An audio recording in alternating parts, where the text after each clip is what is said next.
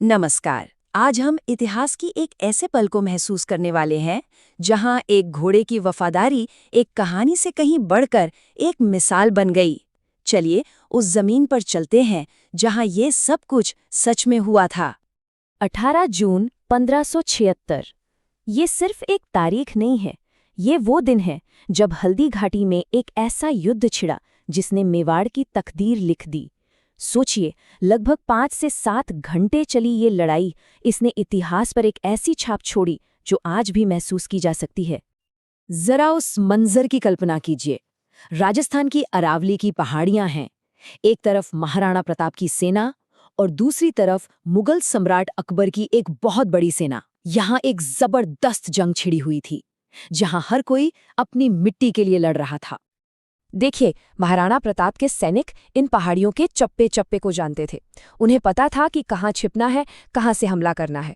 उन्होंने मुगलों की उस विशाल सेना पर ऊपर से ऐसे हमले किए कि उन्हें संभलने का मौका तक नहीं मिला।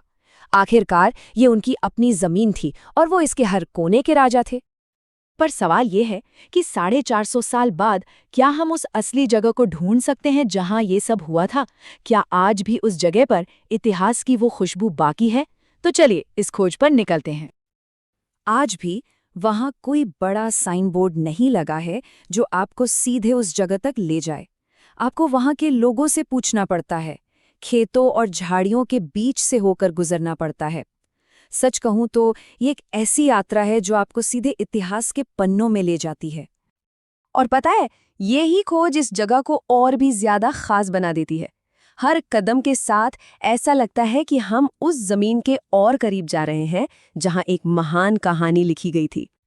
और फिर काफी खोजबीन के बाद हम उस जगह पर पहुंचते हैं। एक चौड़ी नदी की धारा है जिसे वहां के लोग नाला कहते हैं। जी हाँ, यही है वो जगह जहां इतिहास ने एक नया मोड़ लिया। ये सिर्फ एक नाला नहीं था, ये असल में महाराणा प्रताप और मौत के बीच की एक लकीर थी। एक तरफ थी आज़ादी और दूसरी तरफ दुश्मनों की पूरी सेना, और इस दूरी को पाटने का जिम्मा था चेतक के ऊपर। महाराणा प्रताप उस वक्त बहुत बुरी तरह से घायल थे। ऐसे में चेतक ने जो किया वो सिर्फ एक जानवर का काम नहीं था, वो एक सच्चे साथी की, एक दोस्त की वफादारी थी। उसने अपने मालिक की जान बचाने के लिए अपनी जान की बाजी लगा दी। आज ये नाला करीब 26 फीट चौड़ा है, लेकिन उस जमाने में ये लगभग 22 फीट का था।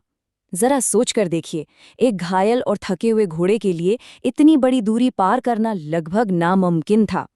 वक्त के साथ साथ ये और चौड़ा हो गया है, जो चेतक के उस कारनामे को आज और भी अविश्वसनीय बना देता है। 26 फीट, ये सिर्फ एक नंबर नहीं है, बल्कि उस जबरदस्त ताकत और अटूट इरादे का सबूत है जो एक जानवर ने अपने मालिक को बचाने के लिए दिखाया। ये सिर्फ ताकत की बात नहीं थी, ये वफादारी की कहानी है। चेतक ने अपने मालिक को तो बचा लिया, लेकिन इस एक छलांग ने उसकी जान ले ली। ये एक ऐसी कीमत थी जिसे इतिहास हमेशा हमेशा याद रखेगा। पर कहानी यहाँ खत्म नहीं होती। उस छलांग के बाद भी चेतक रुका नहीं। वो अपने घायल मालिक को लेकर और 400 से 500 मीटर तक दौड़ता रहा, तब तक जब तक वो पूरी तरह से महफूज नहीं हो गए। ये हैं चेतक के जीवन के वो आखिरी सबसे हीरोइक पल। पहले वो अविश्वसनीय छलांग, फिर जख्मी हालत में वो 400 मीटर की आखिरी दौड़, और फिर बूढ़ी इमली के पेड़ के नीचे उसका हमेशा के लिए सो जाना। हर एक पल वफादारी की एक नई मिसाल है। आज ये जगह सिर्फ एक मैदान नहीं है, ये एक स्मारक है। ये उस वफादारी और बलिदान की याद दिलाता है, ताकि आने वाली पीढ़ियां भी चेतक की इस महान कहानी को जान सकें और समझ सकें। इस पवित्र जमीन को आज भी उसी इज्जत के साथ याद किया जाता है। यहाँ एक छतरी और समाधि बनाई गई है और भारतीय पुरातत्व सर्वेक्षण ने साल 2007 से इसे अपनी देखरेख में रखा हुआ है। जो लोग इस जगह पर जाते हैं वो कहते हैं कि यहाँ की हवा में आज भी एक अलग सी वीरता की महक है। ऐसा महसूस होता है जैसे इतिहास आज भी यहाँ सांस ले रहा है, जिंदा है।